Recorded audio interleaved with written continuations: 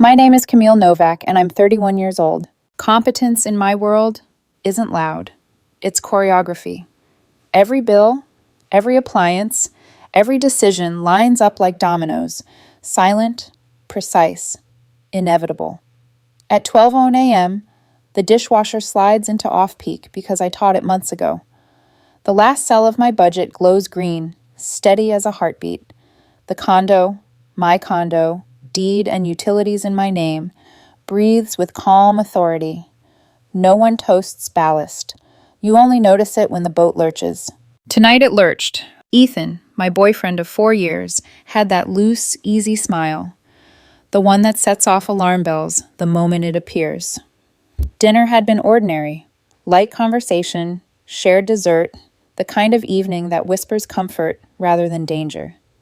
Then my phone buzzed. A message from Natalie Morrison, Ethan's ex-girlfriend, flashed across the screen. "Don't come home. I'm having the locks changed. This is my house now." I froze for a heartbeat, then read it again. My mind raced, then steadied. I could feel the dominoes in my head click into alignment. Instead of panicking, I typed back one word. Okay. 3 dots appeared, disappeared, reappeared, then nothing. Here's the thing. Natalie didn't seem to know, or perhaps never bothered to check, that the lease for our townhouse had only one name on it, mine. I had been renting this place for 2 years before she moved in. She'd never been added to the lease. Her words, not mine. I like to keep things flexible. She contributed to groceries and utilities sporadically, but legally, she was a guest, not a tenant. Calmly, I made 3 phone calls. First, to Gary, the landlord. He chuckled when I explained the situation. "She knows she's not on the lease, right?" "Apparently not," I replied. "Want me to meet you with the property lawyer?" "Perfect." Second, to the local sheriff's department. I explained that I was the sole leaseholder and that my boyfriend's ex was attempting an illegal eviction. They promised deputies. Third, to Derek, my friend with a pickup truck. He laughed when I explained. "Not moving, evicting," I clarified. "Holy, okay, I'll bring Carlos in a cooler," he said. By 3:30 p.m., I was standing outside my own home with quite the entourage. Gary brought Janet, the property lawyer. 2 sheriff deputies were there. Derek and Carlos arrived, beer in hand. From the street, I could see Natalie. She had changed the locks. My belongings, clothes, gaming console, kitchen gadgets, lay haphazardly on the lawn. Some in garbage bags, some just scattered. The female deputy knocked. "Sheriff's Department, please open the door." Natalie answered, dressed for battle in a tailored blazer, heels, and perfect makeup. "Officers, perfect timing," she said, eyes flashing. "This woman, Camille Novak, is trespassing on my property." Janet stepped forward with the lease. "Ma'am, are you Natalie Morrison? Are you aware this property is leased solely to Camille Novak?" Natalie's lips pressed into a thin line. "We've been living here together for 2 years. That makes it mine too. Common law." Janet snorted.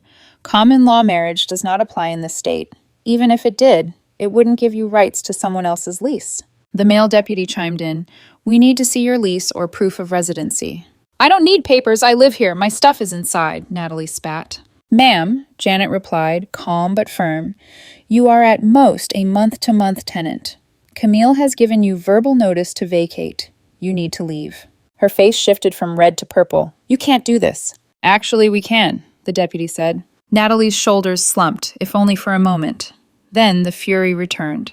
She checked her phone, perhaps hoping for reinforcements, her mother, sister, or a lawyer friend who turned out to be only semi-licensed. "Step outside, please," the deputy commanded. Natalie teetered on her heels, suitcases in hand. "This is illegal! I'll sue!" "You have 30 days to vacate," I said. "But since you've already made your intentions clear, I assume you'll be leaving immediately." She glared at me with pure hatred. Derek and Carlos quietly sorted my stuff. Gary called a locksmith to restore the original locks. "Where am I supposed to go?" Natalie demanded. "Not my problem," I said, calm. "You should have thought of that before trying to evict me from my own home." The next 2 hours blurred into a tense, surreal ballet of power and entitlement. Clothes, toiletries, and medications were the only items she could access that night. Receipts proved ownership of everything else. She could only take her personal items, a few clothes, some art, and a meditation cushion. By 6 p.m., she stood on the sidewalk. A news van pulled up, lights flickering. Someone had called, thinking this was a dramatic eviction. Natalie saw her chance for a story, turning her suitcase-laden exit into a public spectacle of distress and outrage. Janet and I calmly presented the facts. Receipts, lease, and digital evidence made clear who legally owned the home. Natalie's performance collapsed under scrutiny. As the van drove away, Derek, Carlos, and I shared a quiet beer on my porch. My porch. "You know she's not done, right?" Carlos said. I smirked faintly. "Oh, I know." The first wave was over. The storm had only just begun. The morning light had barely touched the sidewalk, but the tension outside my condo felt heavy, almost tangible.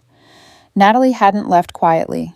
She lingered, pacing like a caged animal, muttering into her phone, probably rallying any imagined army. The deputies stayed patient. Derek and Carlos moved efficiently, sorting my belongings, checking for damage. I watched Natalie's eyes flick from pile to pile, calculating, claiming, and failing to match receipts to reality. Her entitlement was breathtaking. "Camille, everything in that bedroom set is mine," she hissed, pointing at the IKEA receipt I'd held in my hand. "I have the receipts," I said calmly. "You don't." Janet, the property attorney, stepped in like a conductor, orchestrating the chaos. "Ma'am, these items are legally Camille's. You've already removed your personal effects. Anything else is trespassing on her property." Her face was pale but defiant. She refused to step back. "We live here together. That makes it ours." "Ownership is not determined by feelings," Janet replied firmly. "It's determined by lease and purchase records. Camille's name is on the lease, and receipts prove the property ownership." Natalie's mother, Patricia, appeared from the street, flanked by her sister Elena, both in full alarm mode. Patricia's voice cut through like a whistle. "How dare you treat my daughter like this?" I took a slow breath, centering myself. I'd prepared for this, rehearsed the calm while Natalie spiraled. "Patricia," I said evenly, "she attempted to illegally evict me from my home. That is not love, that is entitlement." Elena tried to intervene, stepping between her sister and me. "She loved him." I shook my head.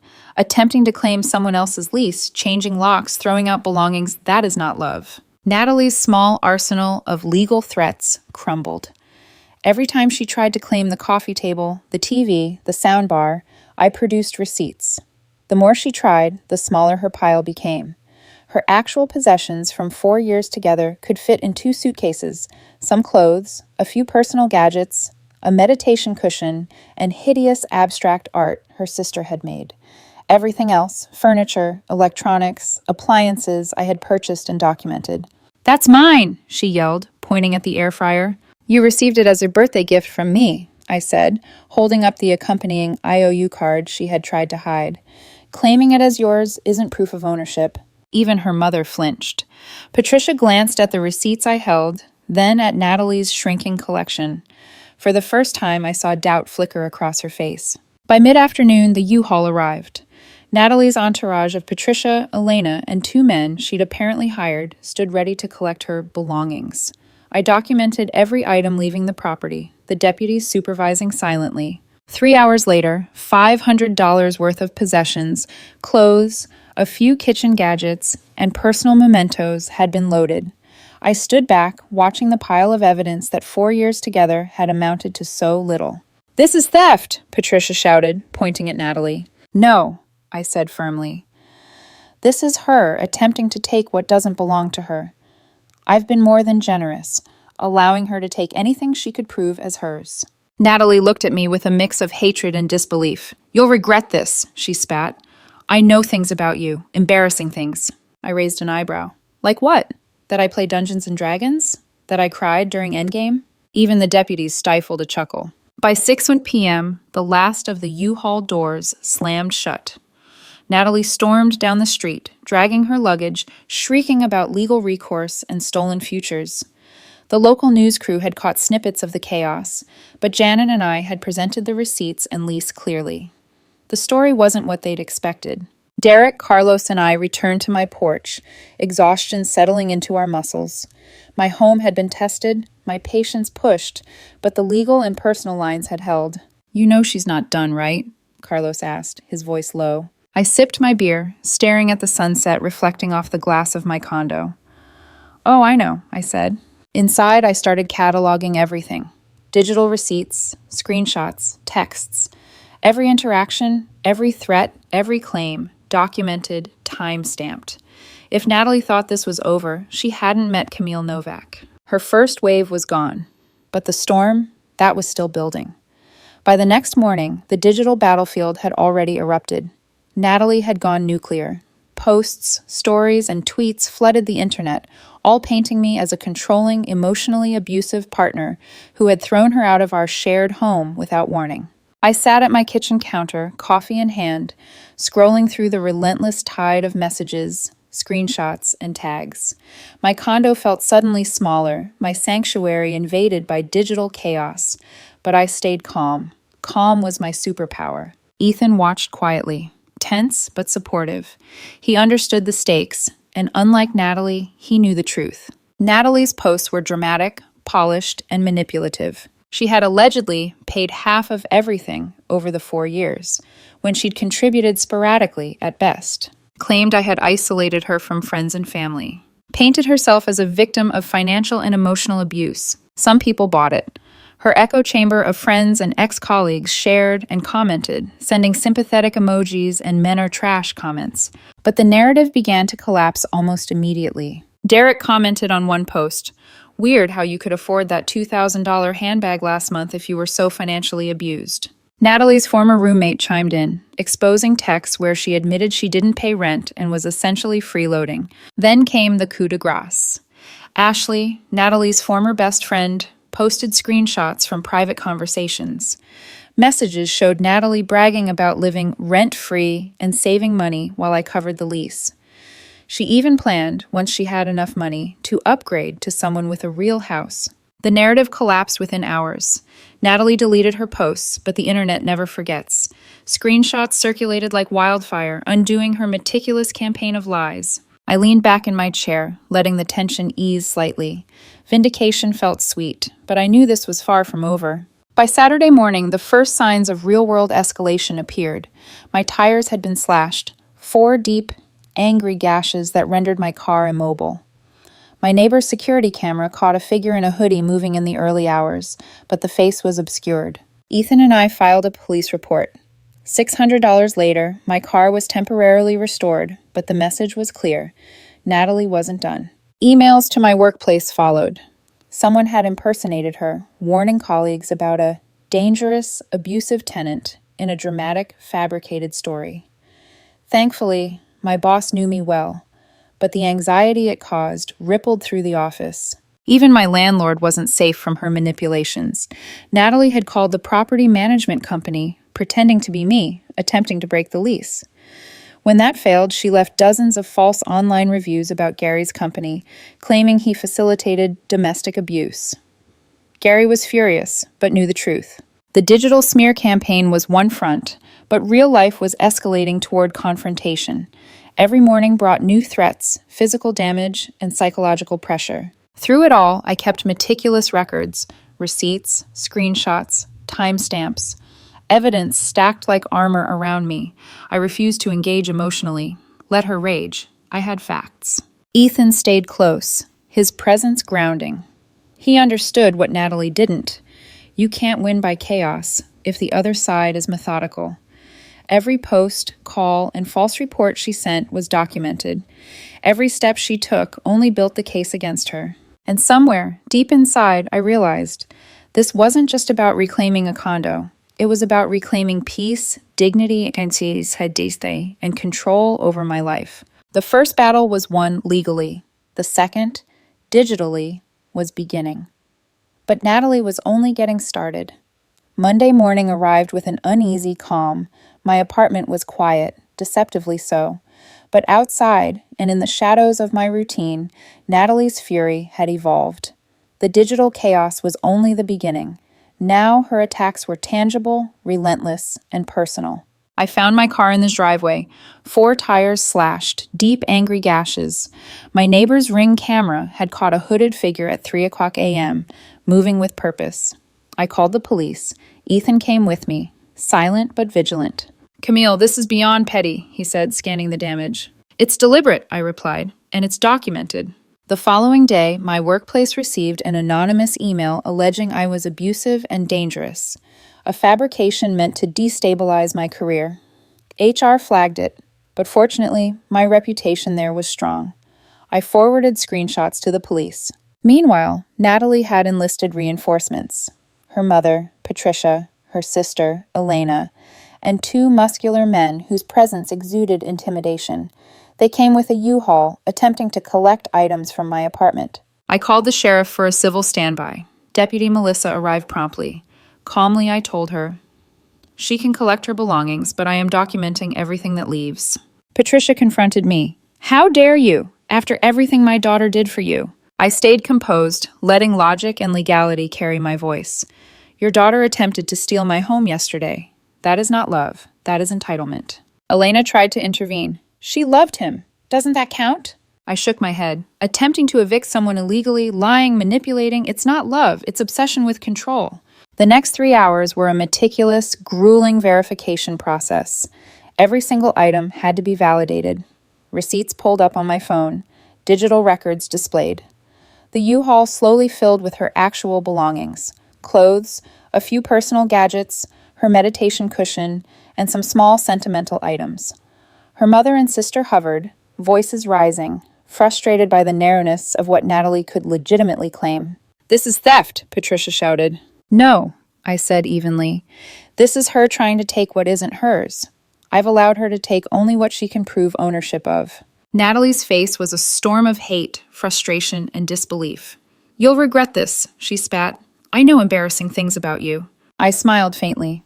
"Like what?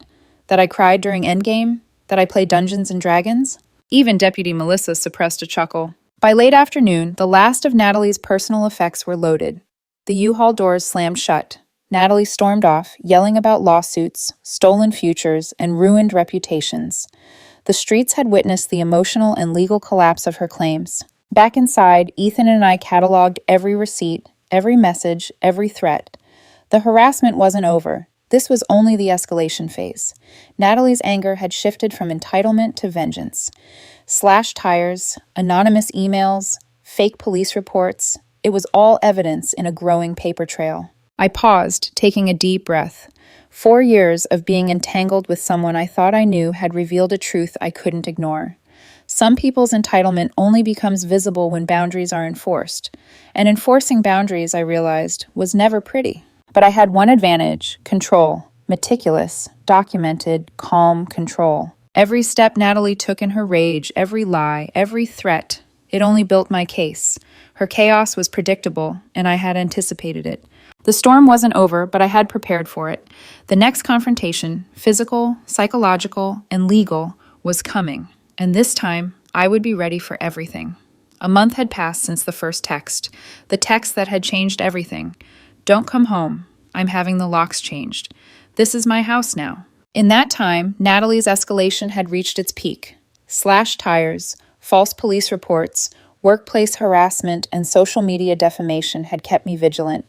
But with meticulous documentation, receipts, screenshots, timestamps, witness statements, and law enforcement reports, the storm gradually dissipated. The legal system finally caught up. Natalie faced the consequences of her actions. 6 months probation, mandatory therapy, no contact orders, restitution for the tires, restrictions preventing further harassment. Her attempts at digital and public humiliation collapsed under the weight of evidence. Former friends, including Ashley, had exposed her lies online. Her social media accounts were silent. Employment lost. Influencer aspirations gone. My home, meanwhile, slowly returned to its original rhythm. The yoga studio became my gaming room again. The couch was replaced, new, untouched by past memories. I adopted a cat, Morpheus, whose serene presence reminded me of stability, consistency, and simple joy. Friends became family. Derek and Carlos remained close, joking about every new person who entered my life. "Does she know the lease is in your name? Can she produce receipts? Has she read tenant law?" Gary, my landlord, praised my professionalism, even offering a discount for the next 6 months. Emotionally, I allowed myself reflection. 4 years of what I thought was intimacy had been a mixture of comfort and subtle warning signs I had ignored.